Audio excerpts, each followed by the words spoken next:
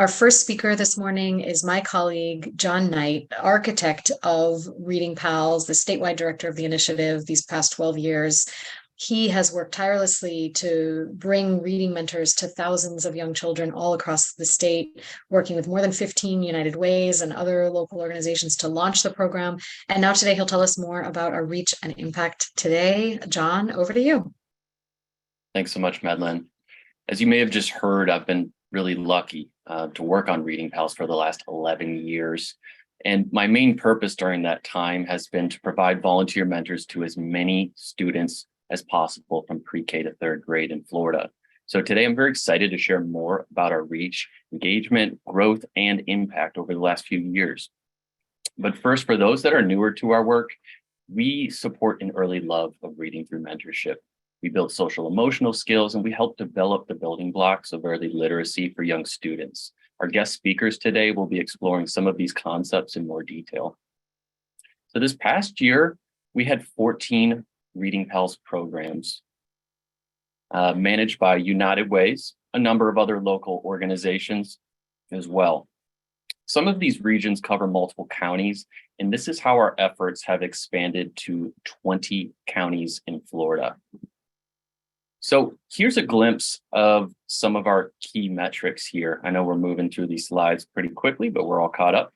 This was our first complete year since COVID, where we were able to participate at all of our former sites, and in most cases for the full 25 weeks of the program, which is so essential. Really excited about our growth in a number of locations and classrooms over the last 2 years, because we've been welcomed back into schools with open arms. And we're really grateful for our partners to see the value in our work. Our 170 plus locations and 500 classrooms includes public schools, after-school programs, early learning centers, and a few private schools. So here on the volunteers and students slide, with more volunteers naturally comes the ability to reach more students. And our primary model is one-to-one, but we do have some pre-K programming where a mentor will work with a pair of students and never more than 3 at a time. This is the primary reason how we are able to match nearly 2,400 students with a mentor. An important piece of our program includes the donation of take-home books to ReadingPals students throughout the year. And this can range from a book a month to even a book a week in some of our programs. These numbers are still coming in as summer book packs just went out, so we're still working on that, but we've confirmed at least 37,000 have been donated to our students to build at-home libraries. I'd like to pivot now to share your collective feedback about ReadingPals from our statewide volunteer survey. I really do appreciate the 727 of you that took the time to share your recent experience. And for time, I'm going to move through these next slides pretty quickly, but we'll release the full results on our website and through a few statewide emails. So let's look at the first question. This shows our 14 regional programs shown last year, and it's highlighting how many respondents we had per region. So here you'll see our largest program with Ready Kids in Escambia County, and they're coming in from a base of more than 200 volunteers, our largest program in the state. Next, our volunteer retention. This is so important in our work because we ask for a 25 to 30 week commitment, which is obviously significant.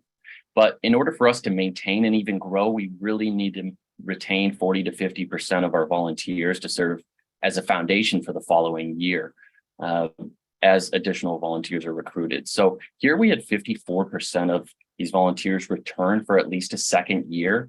And better yet, more than a third of volunteers have been long-term members ranging from 3 all the way up to 11 years. That's amazing.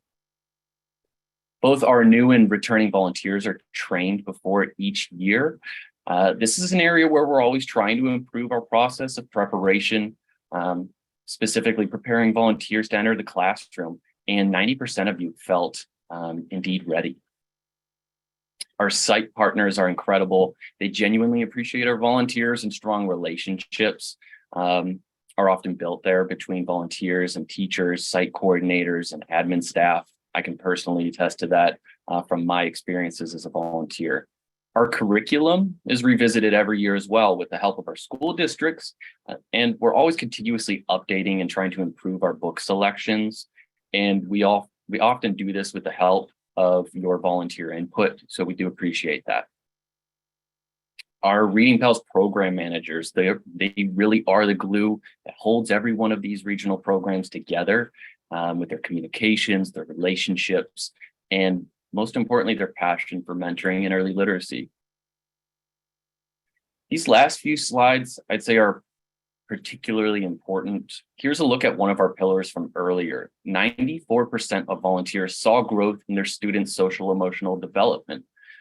That's so essential. Clearly, our work goes beyond just literacy. And Crystal Morris is going to be talking about that, one of our guest speakers today.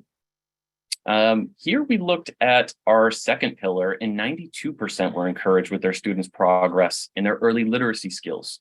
And we also hear this from teachers as well, how much our program helps to catch students up that may be a bit behind their peers. One of our special videos today is going to dive in a bit deeper into that. The impact of mentorship. This speaks to the third pillar of ours. A whopping 95% of you feel you're making a lasting impact with your students. And this speaks to the consistency of our weekly sessions, the relationships that are built, and how some extra attention from another role model can really help shape a young child. If you all do come through here as shown, we'll blow our retention rate goals out of the water. But of course, with other responsibilities and priorities that you all have, we understand that not everyone can return year after year. But the sentiment here is that volunteers want to come back, and we need you to. This one is huge. Our word of mouth is one of the best ways for us to grow our program. So please continue to tell your friends, your family, colleagues, anyone in your community really about this opportunity so that we can offer Reading Pals to even more students next year.